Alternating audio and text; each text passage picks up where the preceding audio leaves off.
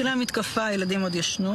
אני נכנסתי לממ"ד להיות איתם ונעלתי את הממ"ד.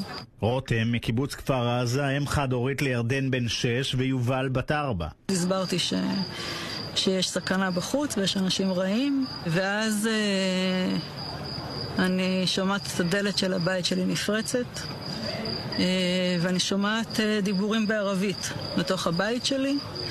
אני מנסה להחזיק את דלת הממ"ד, שהם לא הצליחו לפתוח, אבל כמובן ש6 מחבלים שהיו בתוך הבית שלי הצליחו לפתוח את הדלת. הם ירו כדור אחד על הדלת כדי לפתוח. במזל הדלת נפתחה והכדור רק שרט אותי והמשיך ופגע בארון. והם נכנסים ואני אומרת להם, יש לי פה 2 ילדים. הדבר הראשון שאני אומרת להם, בעברית? לא, באנגלית. הם מסתכלים ואז אחד אומר לי באנגלית, אל תדאגי, אני מוסלמי, אנחנו לא נפגע בכם. זה תפס אותי מצד אחד בהפתעה, מצד שני זה הוריד לי הרבה לחץ. וישבתי עם הילדים שלי, והמחבלים הביאו כיסא מהפינת אוכל.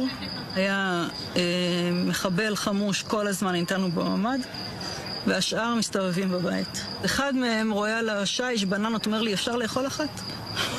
אמרתי לו, כן, אתה יכול לאכול אחת. מה הילדים אומרים? הגדול קצת יותר נלחץ. הקטנה לא ממש הזיז לה, הייתה עסוקה בטאבלט שלה. מה שכן הפחיד אותם קצת זה הנשק. היה איזה קונסיליום שלהם ליד הממ"ד די בהתחלה. דיברו בערבית, ובן שלי שואל אותי, הם עכשיו חושבים איך להתנצל? אמרתי לו שכנראה שלא. הם היו אצלי בערך 2 שעתיים. בסוף 2 השעתיים האלה, אחד מהם סוגר את הממ"ד והם יוצאים. זהו. וזהו.